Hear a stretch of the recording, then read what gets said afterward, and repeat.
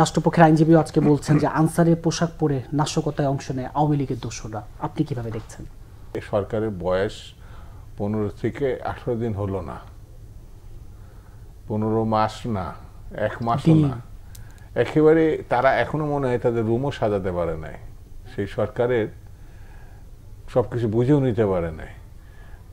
একটার পর একটা দাবি, শুধু যে এই আনসার বাহিনী এটা না, কিন্তু এর আগেও অনেকে আসছে, এমনকি এটা একটা পেশাদারি বাহিনী, আনসার বাহিনী একটা পেশা, তারা তো অস্ত্র বহনকারী, তো তাদের থেকে একজন দুজন প্রতিনিধি এসে সরকার পর্যায়ে আলাপ করতে পারত।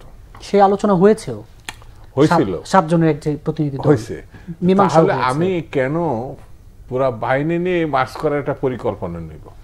এটাকে তো স্বাভাবিক না। আমরা তো গণতান্ত্রিক আন্দোলন করি, আমরা সংগঠন করি, যদি রাজনীতি করার শখ থাকে এইভাবে, তাহলে বাহিনীতে থাকার দরকার নাই, তো ওটা ছেড়ে দিয়ে আসতে হবে।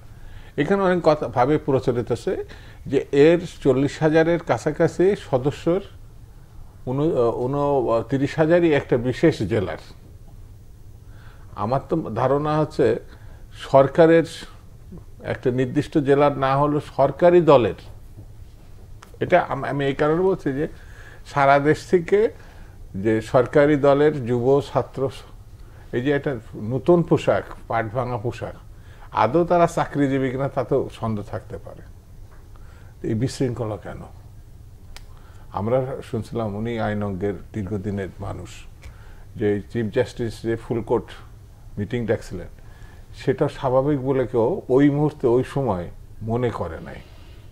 অর্থাৎ তারা যদি অন্য কোনো বয়ান তৈরি করে সামনে নিয়ে আসতো, সেটাকে মোকাবেলা করার কঠিন হতো। অর্থাৎ ধারাবাহিকভাবে এটি আমার কাছে মনে হয়েছে এই ঘটনাটি দাবি দাবা থাকবে না কেন? আমরা রাজনীতি করি, আমরা অনেক দাবি নিয়ে কথা বলি, কিন্তু এখন এই মুহূর্তে কোন জিনিসটা করার দরকার? এই সরকার একটি ভালো নির্বাচন না, আইন শৃঙ্খলা প্রতিষ্ঠিত করা, দলীয় আইন শৃঙ্খলার ক্ষেত্রে দলীয় যে ব্যক্তিগুলো আছে তাদেরকে অপসারণ করা।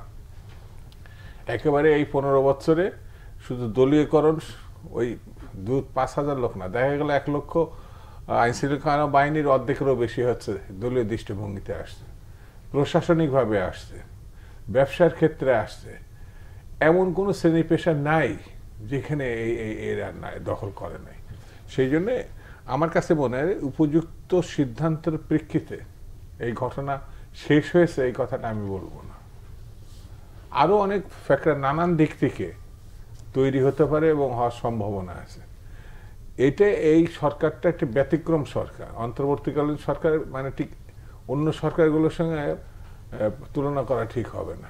দীর্ঘ 15-16 বছর 17 বছর ধরে যে ফ্যাসিজম প্রতিষ্ঠা করা হয়েছে, সেটাকে উৎখাত করার প্রাথমিক পদক্ষেপ কিন্তু এই সরকার।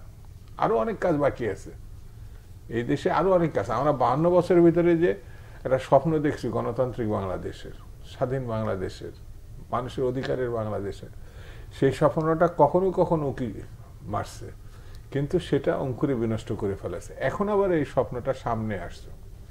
আমি বা আমরা বা দেশবাসী সেটি যদি লালন প্রতিষ্ঠিত করতে হয়, তাহলে এইসব ঘটনাগুলোকে, এটা যারা এর সঙ্গে যুক্ত, সেটাকে আইনের মধ্য দিয়ে আমরা বলছি, আমরা বলছি না যে ওই ফ্যাসিজমে জোর জবরদস্তি করে, আইনের মধ্যে গোলাগুলি করে, যেটা আজকেও কিন্তু আদালতের মাধ্যমে তারা গেছে, আদালতের মাধ্যমে মানে কারাগারে প্রেরণ করা হয়েছে।